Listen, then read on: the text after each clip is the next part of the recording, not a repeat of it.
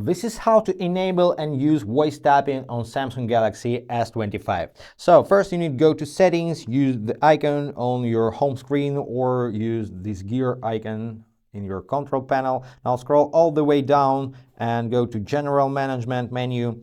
Now select Samsung keyboard settings. Scroll down until you see voice input. Tap on voice input and enable Samsung voice input. If you need more than one language, you need to install offline language pack. Keep in mind that not all languages are supported right now. So let's go back to that Samsung keyboard menu. Make sure Google Voice Typing Automatic is enabled. It improves your voice typing experience. Now let's go to any application where we can use keyboard. For example, go to Notes, create new note. Now you can see small microphone icon at the top left. So to input text by voice, you need just tap on this microphone icon and start speaking.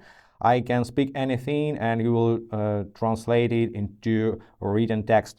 Now tap on the microphone once again.